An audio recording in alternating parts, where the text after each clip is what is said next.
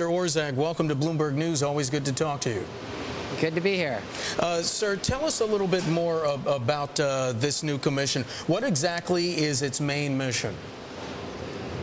Its main mission is to, look, stepping back for a second, we face substantial deficits both over the next decade and thereafter.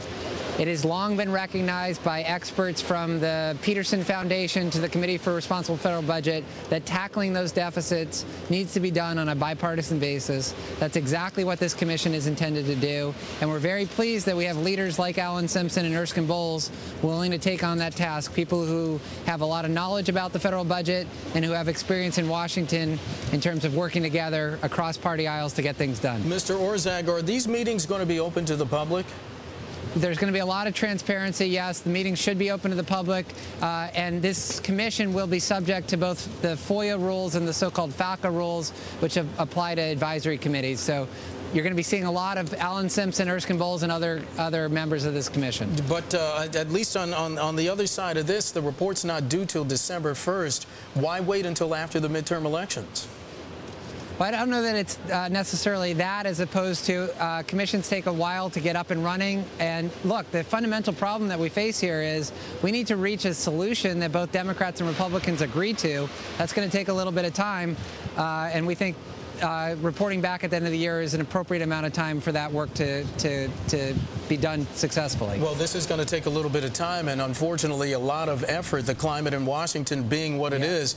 What does the president intend to do to reach across the aisle to try to bring Republicans on board? Well, we're very encouraged. Alan Simpson, you know, the second-ranked Republican in the Senate when he served, is a co-chair, and Secretary Geithner has received assurances from both the Senate and House Republican leadership that they're going to be naming members to the commission. So that's a very positive step. And Peter, what is the administration going to be doing until then, until the commission's results come out, in order to try and shrink the deficit? Well, don't forget that we put forward more than $1 trillion in deficit reduction in our budget, the most deficit reduction that has been proposed in any administration budget in over a decade. So we're going to be working to get those changes enacted into law, including the freeze on non-security discretionary spending that we put forward that would save $250 billion over the next decade. But still, that's not going to get the deficit to the targets where the president wants it. It's not going to get us to where we need to be, and that's exactly why we have this commission, because, again, I think it's been long recognized that to get all the way there, you need to do it on a bipartisan basis, and that's what this commission is intended to do. Sir, is there some concern that maybe this is just passing the buck because now the responsibility falls into the lap of this bipartisan commission? I don't think so. Look, again, we put forward more than $1 trillion in deficit reduction. The difficulty here, or the fundamental problem, is a political economy one. You need 60 votes in the Senate to get anything done now. You need bipartisan agreement. The question is the best mechanism for doing so. This kind of mechanism has worked in the past. It worked for Social Security in the early 1980s during the Greenspan Commission. And by the way, it is the mechanism that lots of both Democrats and Republicans had put forward under the so-called Conrad Gregg Statutory Commission as the best way forward also. We're trying to pursue that spirit. What message does this commission send to the voters? The voters obviously sending lawmakers to Washington because they want them to make the tough choices, but now we're having another commission, albeit a blue ribbon panel, as the president has said, to try to come up with some solutions to this. What's the message to the voters?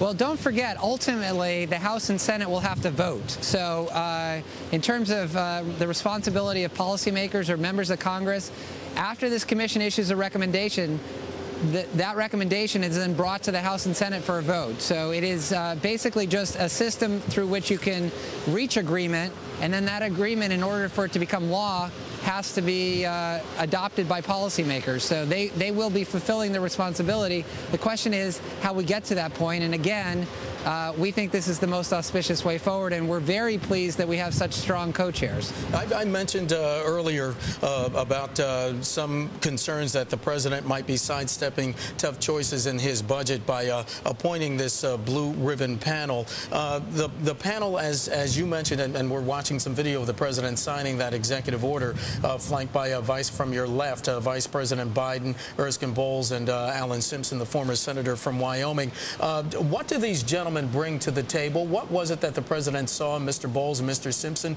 that he felt there could be at least a bipartisan spirit that might be passed down to other members of Congress and help to get them on board and, as one of our guests said, get them off the sidelines? Yeah, well, look, I'd say three things. First, understanding that this has to be addressed on a bipartisan basis and recognition that we have to do this together. Second, recognition that there's a huge problem here. Both Senator Simpson and Erskine Bowles have been very clear for a very long period of time that our fiscal trajectory is unsustainable and it needs to be addressed. And then finally, a willingness to work hard. Both of these guys are, roll up their sleeves and get things done.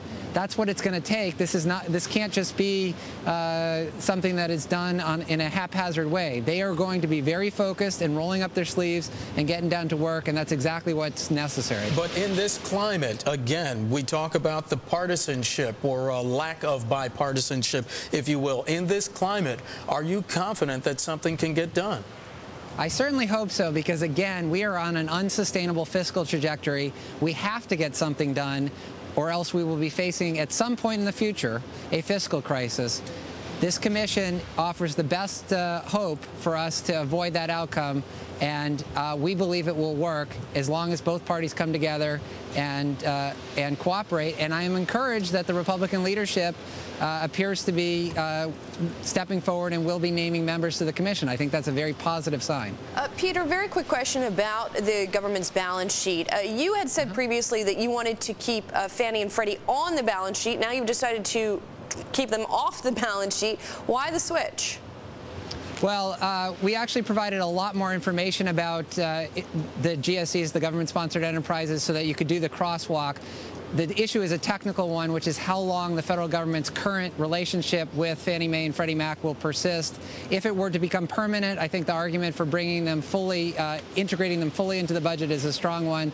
Given that there's still a significant amount of ambiguity about the length of that, the current relationship, we thought the better approach, given the complexity of doing the literal integration, was to provide the information for investors and others to be able to crosswalk as they see fit. Then, Peter, in about 30 seconds, should Americans feel like they're part of this dialogue, even though the president has signed off on this commission?